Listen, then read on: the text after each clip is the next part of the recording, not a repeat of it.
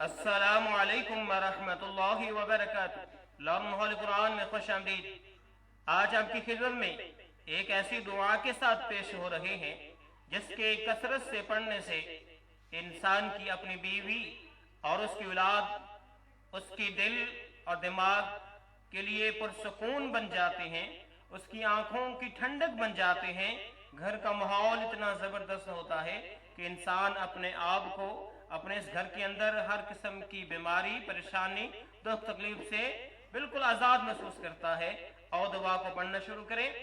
अऊज़ु बिल्लाहि मिनश शैतानिर रजीम, बिस्मिल्लाहिर रहमानिर रहीम।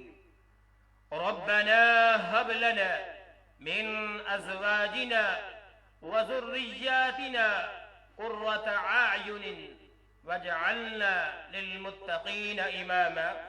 फिर सुन ले। रब्बना हब लना मिन अज़वाजिना व ज़ुर्रिय्यातिना क़ुर्रता अयुनिन। ठीक है, नून के नीचे दो ज़ेरें हैं और इसको हमने वाव मुशद्दद के साथ मिला के पढ़ना है। अयुनिन वजअलना लिलमुत्तक़ीना इमामन।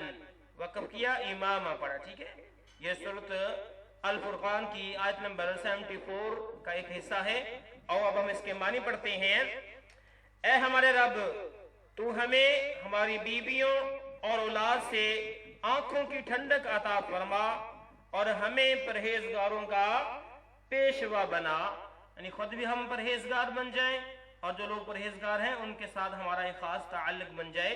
ठीक है, लफ्ज़ी मानी भी सुन ले। रब्बना, हमारे रब, हबलना, हमें अता फरमा, मिन अज़वाजिना व ज़ुर्रिय्यातिना, हमारी बीवियों से और हमारी औलाद से, क़ुर्रता आयुनिन, आंखों की ठंडक, वजअलना, और हमें बना, लिलमुत्तक़ीना, मुत्तक़ीन के लिए, इमामा, पेशवा।